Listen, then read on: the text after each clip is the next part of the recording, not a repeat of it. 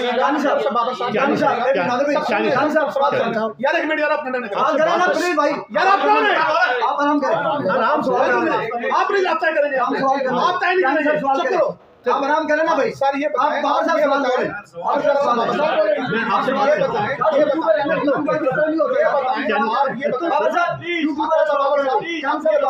जी अभी अपनी हकीकत बताना चाहते हैं। आप क्या साहब कौन है यानी साहब जी जी जी क्या साहब 13 साल बाद कल आप जब सेक्रेटेरिएट गए जी वहाँ पर आपके पुराने दोस्तों से मुलाकात हुई। सवाल मेरा ये है कि आप जैसे वहाँ पर जो लोग मौजूद थे, जो पार्टी के साथ जो सिंसियर डे फर्स्ट से चल रहे थे, लेकिन हम देखते हैं कि जो शॉर्टकट से जो लोग इस पार्टी में आए, उन्होंने बड़े बड़े ओहदे पे लिए और सबसे पहले वो पार्टी से गए भी। और अब की जो पोजीशन है, जो बुकलान जो अभी फेस बना हुआ है पीटीआई का, इस तमाम सिनेरियो को कैसे देखते हैं?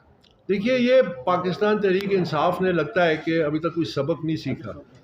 यानी पहले हाईजैक हुई उजरती सियासतदानों के हवाले से, और फिर उसके बाद ये कुछ पीटीआई के कंगले थे जिन्होंने मिल के ये पार्टी को लूटा और इस मकसद को कैश कराया, जिनको हम सबको जानते हैं। और अब ये कुछ वकला चेहरे सामने आए हैं।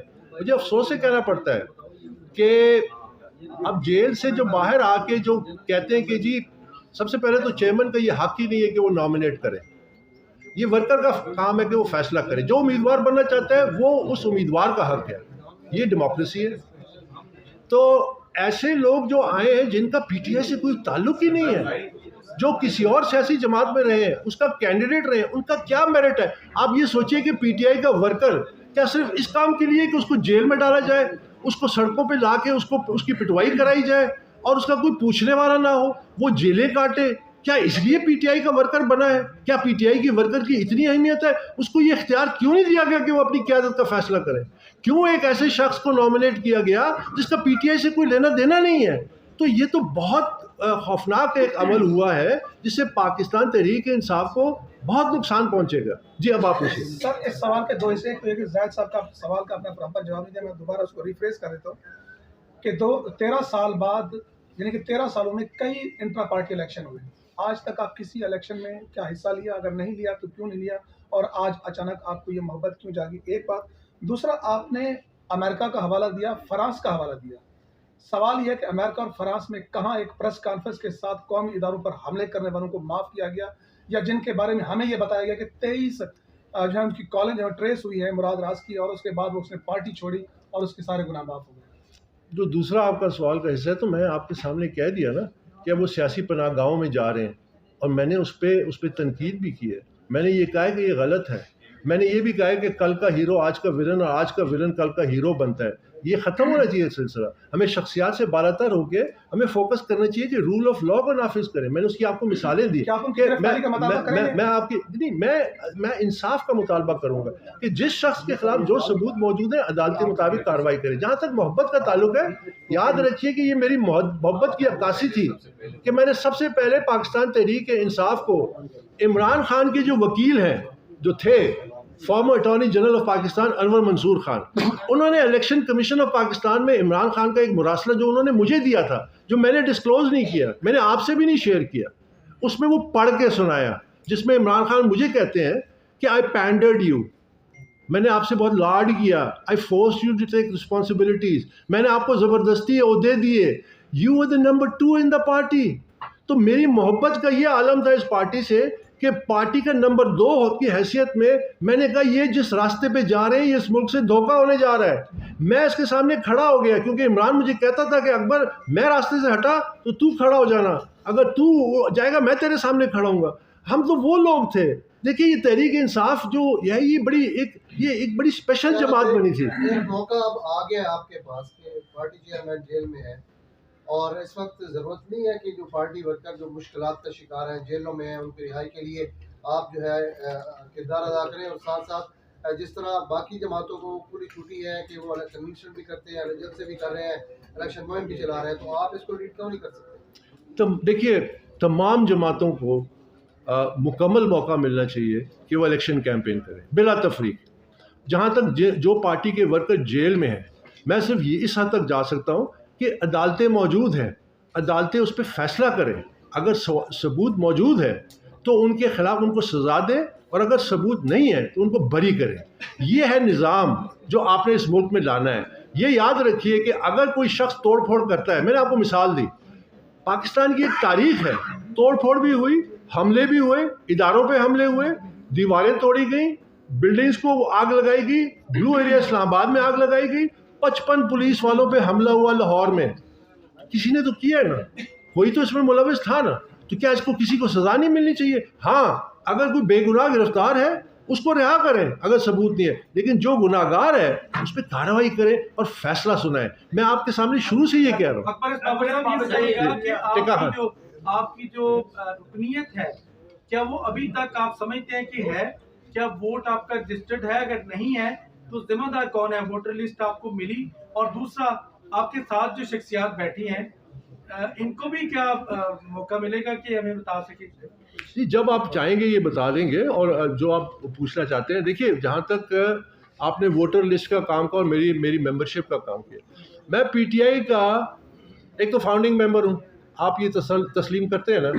मैं पीटीआई का इस लिहाज से भी वाहिद मेंबर हूँ जिसकी membership election commission of Pakistan, single bench Islamabad high court, double bench Islamabad high court justice Athar Minallah की सरबराही में उन्होंने तौसीक की मेरी मेंबरशिप की। आप मुझे कोई और पीटीआई का मेंबर बता दें जिसकी पूरी अदालती रिकॉर्ड में सब लिखा नहीं ये मेंबर है।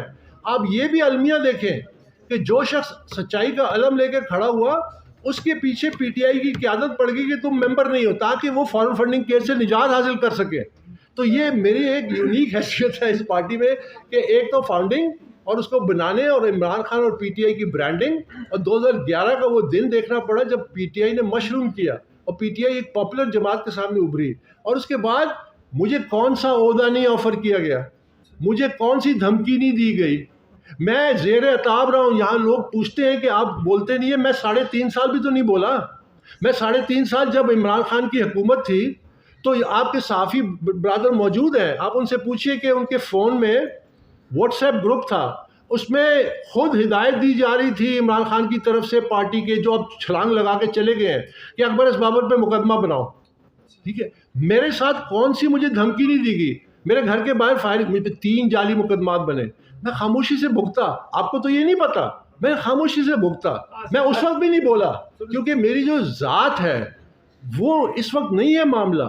मैं हमेशा से ये कहता आया हूँ, मुझे इस पार्टी का कोई ओहदा नहीं चाहिए, मुझे आज भी पार्टी का कोई ओहदा नहीं चाहिए। मुझे इमरान खान ने खुद 2 दफ़ा सेक्रेटरी जनरल बनने का ऑफ़र की, मैंने माजरत की। क्यों?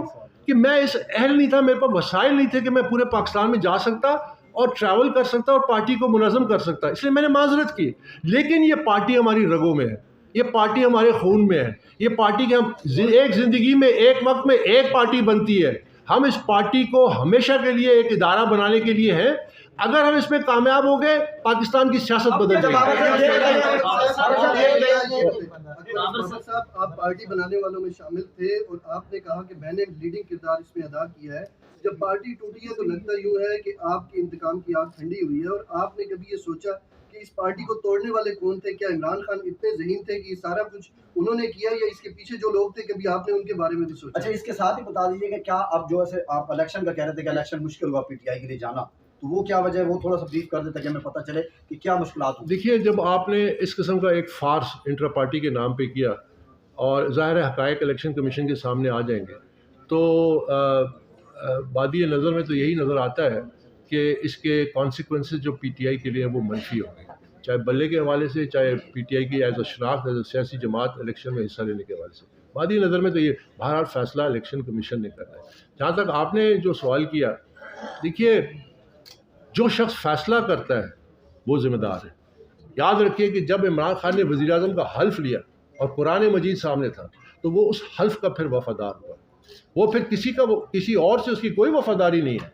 और अगर वो ये कहता है कि मैंने जस्टिस काजी फैज़ ईसा के ख़िलाफ़ रेफरेंस इसलिए फ़ाइल किया कि उस वक्त की इस्टेब्लिशमेंट ने मुझे कहा था और मैंने देखा नहीं, तो आपने उस हल्फ की खिलाफ वर्जी की। जब सदर अलवी कहता है कि मुझे ये उन्होंने दिया तो मैंने आगे दस्तखत कर दिया, उसने उस हल्फ की खिलाफ वर्जी की। अकबर इस बाबर के पास भी वही 1 पेज डॉक्ट्रिन, वही इस्टेब्लिशमेंट जब आके बार बार कहती थी कि ये केस वापस ले लो, जब मेरे घर के बाहर फायरिंग होती थी, जब मुझ पर जाली मुकदमात बनते थे, मेरी तो कोई हैसियत ही नहीं थी, मेरी तो वो फॉलोइंग नहीं थी। मैं माजरत की, मैं कहा जी मैं अपने इस रसूल से नहीं हटूंगा। ये लीडर का काम होता है वो तय करे कि कौन सा रास्ता है, और अगर उसको गलत रास्ते पे डाला जाए माजरत करे। वो अपनी माजरत करके क्या इन्होंने किया? तो आप याद रखिए कि the buck stops with the captain, वो डिसाइड करता है। आज जो ये नॉमिनेशन हुई है, इसकी अल्टीमेटली जिम्मेदारी इमरान खान पे आएगी। बाकी जो वकील हैं इन्हें वो कैसे इकट्ठे हो जाते हैं? पहले जो लोग इसके इर्द गिर्द इकट्ठे हुए थे सारे चले नहीं गए छलांगे लगा के? सबकी मैंने निशानदेही नहीं की कि ये पार्टी से वफादारी नहीं कर रहे। मैं इमरान को कहता था 2011 तक कि इमरान ये रिफ रैफ है,